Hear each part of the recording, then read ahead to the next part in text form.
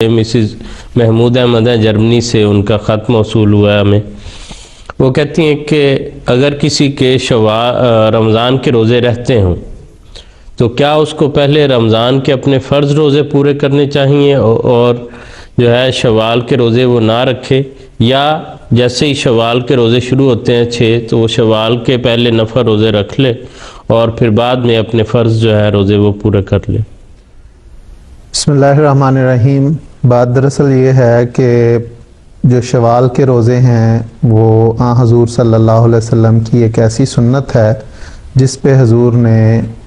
مستقل عمل فرمایا، اور حضور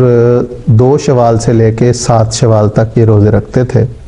اور بعض احادیث میں رمضان کے روزے رکھنے کے بعد ان 6 روزوں کو رکھنے کو صیام الدہر بھی کہا گیا ہے، کہ اس طرح گویا کہ اس نے پورے سال کے روزے شمار ہوتے ہیں اس کے۔ تو جو شخص حضور صلی اللہ علیہ وسلم کی اس سنت پہ عمل کرنا چاہتا ہے اور وہ چاہتا ہے کہ میں اس کو اسی طرح پورا کروں جس طرح حضور صلی اللہ علیہ وسلم کیا کرتے تھے، تو پھر اس کے لیے اجازت ہے، وہ چاہے اگرچہ اس کے رمضان کے کچھ روزے رہتے ہوں تو وہ ان مسنون روزوں کو پہلے رکھ لے، کیونکہ قرآن کریم نے، اسلام نے، حضور صلی اللہ علیہ وسلم نے، آپ کے صحابہ کے اسوہ سے جو ہمیں پتہ چلتا ہے وہ یہ ہے کہ رمضان کے رہ جانے والے روزے جو ہیں ان کو پورا کرنے کے لیے پورا سال موجود ہے۔ قرآن کریم نے کھلا فرمایا کہ فَعِدَّةٌ مِّنْ أَيَّامٍ أُخَرَ، کہ دوسرے دنوں میں ان کو پورا کر لو۔ تو وہ دوسرے دن جو ہیں اس کے کوئی مخصوص نہیں کیا کہ فوراً تم شوال میں کرو یا فلاں مہینے میں کرو یا فلاں مہینے میں کرو۔ اور جب ہم حضور صلی اللہ علیہ وسلم کے صحابہ کی زندگیوں پر نظر ڈالتے ہیں تو خاص طور پہ حضور صلی اللہ علیہ وسلم سے براہ راست تربیت پانے والی آپ کی جو ازواج مطہرات ہیں ان کے متعلق، اور ان میں سے بھی سیدہ حضرت عائشہ رضی اللہ تعالیٰ عنہا کی خاص طور پہ یہ روایت ہے کہ وہ کہتی ہیں کہ میں عموماً جو رمضان میں، چونکہ عورتوں کے لیے خاص طور پہ ایسے ایام، مخصوص ایام کی وجہ سے کچھ روزے وہ رمضان میں نہیں رکھ سکتی،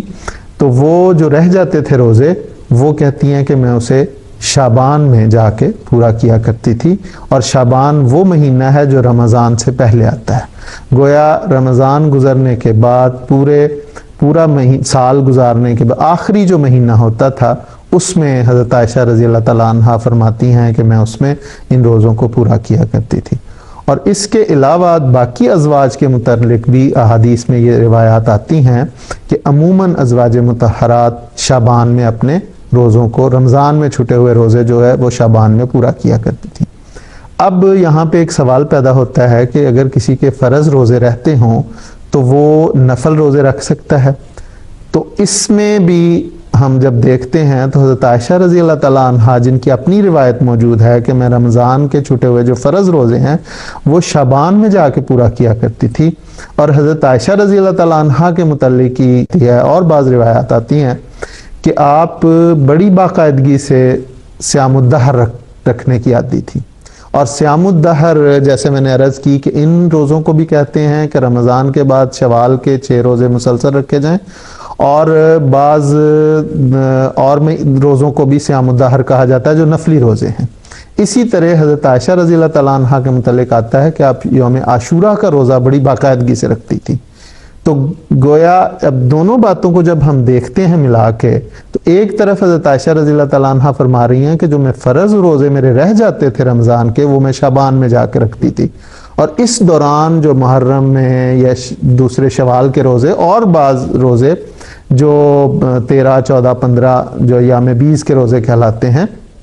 وہ بھی حضرت عائشہ رکھتی تھی، تو وہ روزے نفلی روزے تھے اور وہ رکھا کرتی تھی۔ اور حضور صلی اللہ علیہ وسلم کا یہ دستور تھا کہ حضور بھی چونکہ ازواج مطہرات اپنے آقا و مولا، اپنے آقا و مطاع کے نقش قدم پہ چلتی تھیں، تو حضور صلی اللہ علیہ وسلم کا بھی طریق یہ تھا کہ ہر ہفتے پیر کے دن اور جمعرات کے دن باقاعدگی سے روزہ رکھتے،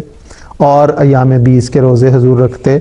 اسی طرح ازواج مطہرات کی روایت آتی ہیں کہ حضور صلی اللہ علیہ وسلم بعض مہینوں میں مسلسل روزے رکھتے اور یوں لگتا کہ اب حضور اس میں بریک نہیں کریں گے، اور بعض اوقات لمبا عرصہ روزے نہیں بھی رکھتے، لیکن شعبان کے مہینے کے متعلق آتا ہے بڑی کثرت کے ساتھ کہ حضور صلی اللہ علیہ وسلم شعبان کا اکثر حصہ روزوں میں گزارتے تھے۔